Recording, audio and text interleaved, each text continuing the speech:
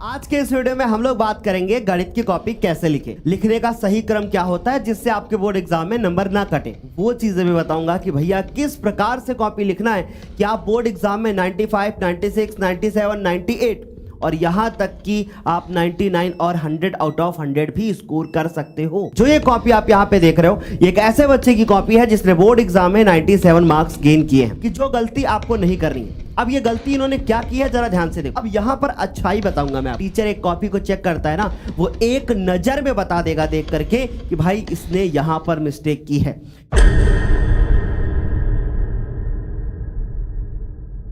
तो चलिए शुरू करते हैं आज के इस सेशन को। सबसे पहली बात, जो ये कॉपी आप यहाँ पे देख रहे हो, ये एक ऐसे बच्चे की कॉपी है जिसने बोर्ड एग्जाम में 97 मार्क्स गेन किए हैं और किस तरीके से उसने लिखा था उसके बारे में हम लोग यहाँ पे डिस्कस करेंगे। देखो, सबसे पहले बच्चे ने क्या लिखा, प्रश्नोत्तर नंबर 1 का ऐसे नहीं लिखना है। जो आपको यहाँ पे का दिख रहा है ना, ये का नहीं लिखना है, आपको लिखना है प्रश्नोत्तर नंबर या प्रश्नोत्तर संख्या लिख सकते हो, और प्रश्नोत्तर संख्या का यानी पहले का इस तरीके से लिख करके आना है। या फिर आप ऐसे कर सकते हो, प्रश्नोत्तर संख्या 1 और यहां पर आप लिख सकते हो का। आप ऐसे भी लिख सकते हो, राइट। बाकी इसने बहुत अच्छी तरीके से लिखा है।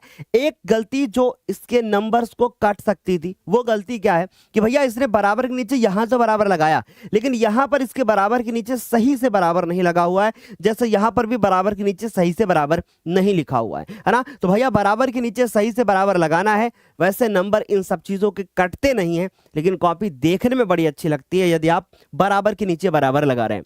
ठीक है, अब बात करते हैं सर, मान लीजिए कि हमें रफ काम करना होगा तो हम किधर करेंगे। अब मान लीजिए पूरी की पूरी आपकी ये कॉपी है, आपको रफ काम करना है, तो आप यहां पे एक लाइन खींचोगे और उसके बाद यहां पर आप लिख दोगे रफ। जो भी आपको रफ काम करना है वो रफ काम आप यहां करोगे और करने के बाद फिर आप इसको एक लाइन से ऐसे काट दोगे। ठीक है, इस तरीके से रफ काम। अब कुछ लोग कहते हैं कि भैया रफ काम जो होना चाहिए वो कॉपी के पीछे करोगे। जब बार बार आप कॉपी पलटोगे ना, तो वहां पे जो इन्विजिलेटर होगा, जो आपकी कॉपी जो आपके रूम में होगा, मौजूद होगा, वो बार बार आपके पास आएगा और आपको चेक करने की कोशिश करेगा, जिससे आपका समय जाएगा। दूसरी चीज, जहां पे आप ना ये कॉपी पीछे पलटते हैं वहां पे आपका टाइम भी बहुत जाता है। इसलिए सबसे अच्छा है कि आप यहां पे लिखो, ताकि जब कॉपी को एग्जामिनर चेक करे ना, तो उसको भी पता चले कि भैया बच्चे ने मेहनत की है, बगल में रफ काम किया है। और रफ के बिना तो भैया सवाल कैसे सॉल्व करेगा वो। इसलिए रफ काम को दिखाना है, बस एक बार में उसको काट देना है, राइट। या फिर नहीं भी काटोगे तो कोई दिक्कत नहीं है, ऐसे भी छोड़ के आ सकते हो। आगे चलते हैं। अब बहुत अच्छी तरीके से यहाँ पे लिखा है इसने, और सबसे अच्छी चीज मुझे ये लगी कि भैया इसने जो है ना, एक प्रश्न कंप्लीट होने के बाद यहाँ पे लाइन खींची। तो आपका भी जब एक प्रश्न कंप्लीट हो जाए तो आपको लाइन जरूर खींचना है। जहां पे जरूरत थी उसने डायग्राम भी बनाया बहुत अच्छी तरीके से। इस तरीके से चित्र बनाना बहुत जरूरी है, जहां पर भी जरूरी है, राइट, वहां पे चित्र जरूर बनाए। लेकिन गलती यह है कि ये बहुत ज्यादा किनारे भागने की कोशिश हो रही है। बहुत ज्यादा किनारे भागने की कोशिश नहीं करनी है, बीचों बीच में लिखने का प्रयास करें। और ऐसा ना करें कि जानबूझकर किनारे जगह छोड़ें। अगर जानबूझकर किनारे जगह छोड़ेंगे तो नंबर कटने के चांस हैं, क्योंकि एग्जामिनर भी भैया उसको पता है कि आप बहुत दिमाग यूज कर रहे हो, है ना। तो भाई इस चीज का ध्यान रखना है कि आपको किनारे बहुत ज्यादा जगह नहीं छोड़नी है। ठीक है, आगे चलते हैं और बहुत सारी गलतियां बताएंगे। बाकी इसमें बहुत अच्छा है, बस वही है कि बराबर के नीचे बराबर कहीं कहीं पे लगा है, कहीं कहीं पे नहीं लगा है। अच्छा, अब यहां पे देखिए क्या है कि जो गलती आपको नहीं करनी है। अब ये गलती इन्होंने क्या की है जरा ध्यान से देखो। प्रश्न यहां से कंप्लीट हो रहा था, नीचे 3-4 लाइन बच रही थी। अब इन्होंने क्या किया ना कि यहीं से प्रश्न को शुरू कर दिया। ये गलती आपको नहीं करनी है। आपको यहां पे बिल्कुल भी गलती नहीं करनी है कि भैया प्रश्न यहीं से शुरू कर दो, ऐसा नहीं करना है। आपको जैसे 2-3 लाइन बची थी ना, तो ये लाइन जो यहां खींची है ना, इसको ये यहां खींच सकते थे, यहां पे ये लाइन खींची जा सकती थी। ठीक है, तो इससे क्या होता है कि थोड़ा सा स्पेस ऊपर से और थोड़ा सा यहां से कवर हो गया। अब जब प्रश्न को स्टार्ट करें तो कहां से करें, नए पेज से करें। ठीक है, अगर ये प्रश्न नए पेज से शुरू होता तो काफी ज्यादा अच्छा लगता, लेकिन बहुत अच्छी तरीके से लिखा है इसने कि भैया देखो, इसने लिखा है कि भैया घटना लिखी, फिर नीली होगी, फिर घटना है, फिर लाल होगी, फिर घटना है, फिर पीली होगी, और सभी की प्रायिकता इन्होंने बहुत अच्छी तरीके से बताई है, राइट। आगे चलेंगे मेरे प्यारे बच्चों। फिर उसके बाद यहां पे देखो बहुत अच्छी तरीके से लिखा, और यहां पे देखने वाली बात बहुत अच्छी लगी मुझे कि भैया इनकी थोड़ा सा स्पेस बच रहा था और उसको इन्होंने खाली छोड़ दिया, और फिर उसके बाद अगले पेज से इन्होंने देखो नया क्वेश्चन स्टार्ट किया। अब यहां पर अच्छाई बताऊंगा मैं आपको। प्रश्न संख्या पहले का जो भी नंबर है, इनका अंगा जो भी नंबर है, वो प्रश्न बहुत छोटा सा था। इन्होंने किया और लाइन खींची, जगह बच रही थी तो इतनी जगह खाली छोड़ना सही नहीं था, इसलिए इन्होंने क्या किया, यहीं पे टेबल बना ली, जो कि बहुत अच्छा लगा, जो कि बहुत अच्छा लगा कि भैया इन्होंने यहीं पर टेबल बना ली। लेकिन अगर आपकी टेबल छोटी बन रही है और इधर जगह खाली बच रही है तो आप यहाँ पे प्रश्न को सॉल्व कर सकते हो, ठीक है। दूसरी बात जो मैं आपको बताता हूँ, कभी भी कॉपी भरने का नंबर नहीं मिलता, तो इस सोच के साथ मत जाना कि कॉपी भरने का नंबर मिलता है। मैथ और साइंस जैसे सब्जेक्ट में ऐसा बिल्कुल भी नहीं होता है कि आपको कॉपी भरने का नंबर मिले। इसलिए मेरी रिक्वेस्ट है सभी से कि अगर एक पेज में प्रश्न समाप्त हो रहा है तो उसको जरूर समाप्त करें। जब एग्जामिनर पेज को पलटेगा आपके नंबर कटने के चांस है, इसलिए एक पेज पे अगर प्रश्न हो जाता है तो देन वेरी गुड, ये बहुत अच्छा तरीका है, ठीक है। फिर देखो इन्होंने पूरे प्रश्न को सॉल्व किया और सबसे अच्छी चीज जो मुझे लगी, जो मैं अक्सर बताता हूं आपको, कि भैया लास्ट में इन्होंने लिखा यथा दी हुई संख्या का जो माध्यक है वो 49 है। पर देखो अगर मैं ये कॉपी चेक कर रहा होता सच में तो यहाँ पे नंबर इनके काट सकता था। पूछो कैसे? क्योंकि देखो इन्होंने क्या किया, अतः दी गई सारणी, यानी जो दा बनाया वो छोटी की मात्रा लगाई। भाई इन चीजों का भी विशेष ध्यान देना है, कहाँ पे कौन सी मात्रा लगाना है। नंबर कटने के चांस थे पर इतनी छोटी मिस्टेक में कटता नहीं है, राइट। पर ये जो काले कलर से मतलब काले पेन से जो लाइन लिखी जाती है ना, ये बहुत अच्छी है, ऐसे लिखोगे तो भाई अच्छा लगता है। फिर आगे बढ़ेंगे।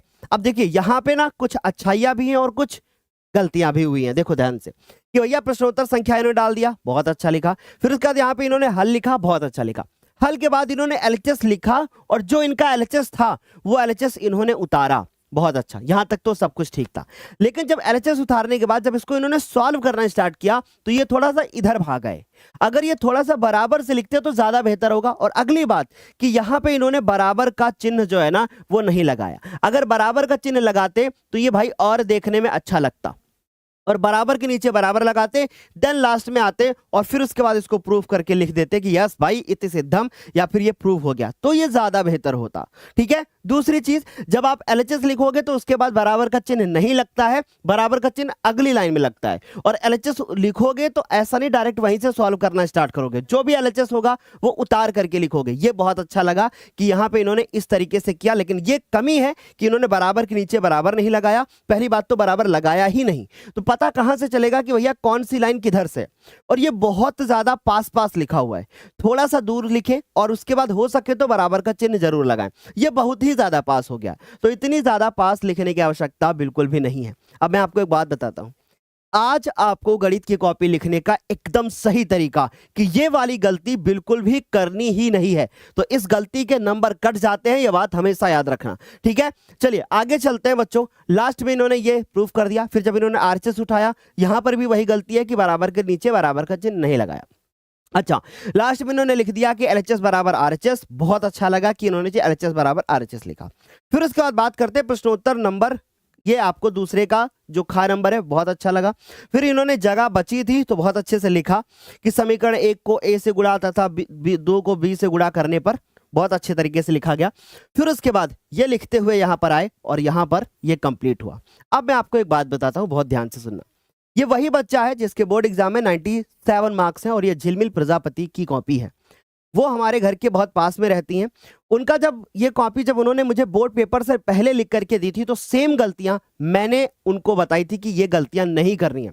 लेकिन पिछले वर्ष मैं इस कॉपी का वीडियो अपलोड नहीं कर पाया था, इसलिए मैं इस कॉपी का वीडियो इस साल अपलोड कर रहा हूं कि भैया इस बार जो हमारे बच्चे और है ना वो गलतियां ना करें। तो आप समझ गए होंगे कि ये कॉपी कब की है और मैं किस तरीके से लिखने का एक तरीका बता रहा हूं। और ये जो सारी गलतियां उन्होंने नहीं अपनाई थी बोर्ड पेपर में करते टाइम में कॉपी, क्योंकि हमारे द्वारा उनको ये सारी जो पहले से गलतियां थी वो बता दी गई थी, राइट। तो चलिए आगे बढ़ते हैं। अब यहां पे जरा ध्यान से देखो, बहुत अच्छा लिखा, बराबर के नीचे बराबर है, जो दिया है वो दिया हुआ बहुत अच्छे तरीके से लिखा, जो निकालना है उसके सामने क्वेश्चन मार्क है। लेकिन फिर वही गलती कि यहां पे बराबर है, फिर यहां बराबर है, फिर यहां बराबर है, फिर यहां, फिर यहां, फिर यहां, ये जिगजैग बन गया। आपको कोशिश करनी है कि बराबर के नीचे ही बराबर आए, इससे बहुत अच्छी लगती है आपकी कॉपी और पता चलता है कि हाँ आप शुरू से मेहनत कर रहे हो, राइट। तो ये गलती नहीं करनी है। आगे चलते हैं। यहाँ पे भी बहुत अच्छी तरीके से लिखा और लास्ट में इन्होंने जो है ना बॉक्स में इस तरीके से लिख दिया, ये भी अच्छा लगा। जिसमें चित्र की जरूरत थी इन्होंने चित्र बनाया और इसको देख करके एग्जामिनर बहुत खुश होगा। अगर इसको देखा और इसमें कोई भी गलती हो भी गई इन केस, तो नंबर नहीं कटते हैं बहुत ज्यादा। ठीक है, थोड़े बहुत आधा नंबर या 1 नंबर कट सकता है, लेकिन बहुत ज्यादा मार्क्स नहीं कटेगा कि भैया 4 नंबर का प्रश्न है और उत्तर नहीं आया बच्चे का, लेकिन उसने लिखा बहुत अच्छे से, तो भाई 3 नंबर मिल जाते हैं। इस बात का ध्यान रखना कि लिखने का तरीका आपको अच्छा नंबर दिलाएगा। लास्ट में फिर वही बात कि भैया अतः करके इन्होंने लिखा, बहुत अच्छा। फिर यहां पर भी देखा और यहां पर भी इन्होंने चित्र बनाया। इस चित्र को देखकर देखेगा एग्जामिनर, फिर इसके बाद इस पे नजर मारेगा ही नहीं, लास्ट में आएगा और आपके आंसर को देखेगा। अच्छा, अब कुछ बच्चे बोलते हैं क्या सर स्टेप मार्किंग के मार्क्स मिलते हैं क्या? बिल्कुल, एक एक स्टेप के मार्क्स मिलते हैं। देखो कैसे एग्जामिनर कॉपी चेक करता है और उसके दिमाग में क्या होता है। मान लीजिए कि ये प्रश्न आया, अब प्रश्न लेने के बाद प्रश्न क्या करेगा कि भैया सबसे पहले देखेगा कि चित्र की जरूरत थी तो क्या बच्चे ने चित्र बनाया, आपने चित्र बनाया, बहुत अच्छा, ये देखेगा। फिर लास्ट में आएगा और देखेगा आंसर। अगर आंसर मैच नहीं कर रहा है तो फिर वो ऊपर से तुम्हारे क्वेश्चन को देखते हुए आएगा कि कहां पे गलती हो गई बच्चे से। एक नजर मारेगा, 4 नंबर का प्रश्न होगा, देखेगा यहां तक सही है, यहां से गलत हो गया, तो वो क्या करेगा, 4 में से 3 नंबर दे देगा। हमारी बात समझ में आ रही मेरी कि इस तरीके से एग्जामिनर आपकी कॉपी को जज करता है। अब आपके मन में एक सवाल बहुत अच्छे से चल रहा होगा, क्या एग्जामिनर को पता होता है कि यहां पे गलती हुई है? मैं कहता हूं जब एक टीचर एक कॉपी को चेक करता है ना, वो एक नजर में बता देगा देख करके कि भाई इसने यहां पर मिस्टेक की है, क्योंकि उसकी आंखों में बसा हुआ है क्या, हर कॉपी का पैटर्न। कि एक बच्चा बहुत अच्छा लिख करके आया था और आपकी कॉपी जब आएगी तो आपकी कॉपी अगर इंप्रेसिव नहीं हुई तो मार्क्स कट जाएंगे, राइट? इसलिए इंप्रेसिव होना बहुत आवश्यक है। अब यहाँ पे देखिए इन्होंने टेबल बनाई और टेबल बना करके ये इन्होंने पूरा यहाँ पे सॉल्व कर दिया। लेकिन अब यहाँ पर देखिए कैसे एक चीज करके और बेहतर किया जा सकता था। यहाँ पे इन्होंने किया, फॉर्मूला लगाया, जगह बची थी यहाँ करते और यहाँ पे सॉल्व करते, और यहीं पे अगर आंसर निकल आता तो भाई यहीं पे सॉल्व कर देते। फिर इन्हें अगले पेज में आने की आवश्यकता नहीं थी, लेकिन फिर भी अगले पेज में गए और यहाँ पे सॉल्व किया। बहुत अच्छी चीज ये लग रही है कि लाइन लास्ट में लिखी जा रही है कि भैया इसका आंसर ये होगा, काले पेन से। ये बहुत बेहतरीन है। बाकी ये बहुत अच्छी तरीके से इन्होंने सॉल्व किया, फिर वही गलती, बराबर का चिन्ह नहीं लगाया और फिर उसके बाद इन्होंने सिद्ध कर दिया। ये भी बहुत अच्छा है, लेकिन इस तरीके की काटा पीटी नहीं करनी है। अगर इस तरीके की काटा पीटी हुई तो नंबर कटेगा। अगली गलती कि भैया इन्होंने यहां पर तो लिखा, इन्होंने यहां पे इक्वेशन बनाई, पर इसको बराबर लगा करके वहां लेकर के चले गए। अब क्यों ऐसा हुआ मैं बताता हूं। ऐसा इसलिए हुआ कि उन्होंने बराबर के नीचे बराबर की कोशिश की, तो इसलिए पहले ही बराबर के नीचे बराबर लगा लें और फिर उसके बाद x+4y आप ऐसा लिखना शुरू करें कि भाई बराबर के नीचे बराबर आ जाए। ओके, ये जरूर ध्यान में रखना है। बाकी बहुत अच्छी तरीके से सॉल्व किया, आगे बढ़ेंगे और लास्ट में इन्होंने अपना आंसर निकाल दिया। और ये जितने क्वेश्चन आप यहां स्क्रीन पे देख रहे हो, ये सारे के सारे आपके क्वेश्चंस बोर्ड एग्जाम के लिए इंपॉर्टेंट भी हैं, तो इन सारे क्वेश्चंस को प्रैक्टिस करके जाना है। अब मैं कुछ आपको ऐसे पॉइंट बताऊंगा कि भैया जो आपको गलत नहीं, जो जिन पे आपको विशेष ध्यान रखना है और वो गलती नहीं करनी है। पॉइंट नंबर 1 कि भैया जो आपको OMR सीट भरनी है ना, वो OMR बहुत अच्छी तरीके से भरनी है, काटा पीटी नहीं करनी है। एक गोले को आपको ऐसे काला करना है कि भैया मान लीजिए गोला काला करना है तो आप ऐसे करते हुए आओगे, ऐसे ऐसे करते हुए आओगे, और पहले सारे क्वेश्चंस को सॉल्व कर लेना, उसके बाद तब गोला एक साथ में काला करना। एक एक प्रश्न करते करते गोला काला करने के चक्कर में मत पड़ना, समय बहुत अधिक लग जाएगा। ठीक है, दूसरी चीज, अब मान लीजिए कि आपके OMR पर इस तरीके से 4 गोले हैं, ठीक है। अब आपने क्या किया, फिर अगले में भी 4 गोले हैं।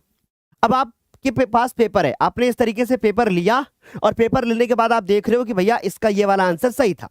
आपने ये वाला आंसर देखा कि अच्छा पहले का दूसरा सही है, आपने दूसरे पे बिंदु लगा दिया, ऐसे बिंदु लगा दिया पेंसिल से। फिर आपने देखा अच्छा दूसरे का तीसरा सही है, आपने इस पे बिंदु लगा दिया, राइट। अब जब इस तरीके से 20 के 20 बिंदु लग जाएं तब गोला काला करना, इससे और जल्दी आपका आंसर और बेहतरीन तरीके से आपकी कॉपी जो है वो क्या हो जाएगी, बहुत मतलब ऐसे समझो कि आपका समय बचेगा और गलती अगर होगी ना तो उसको सुधार सकते हो।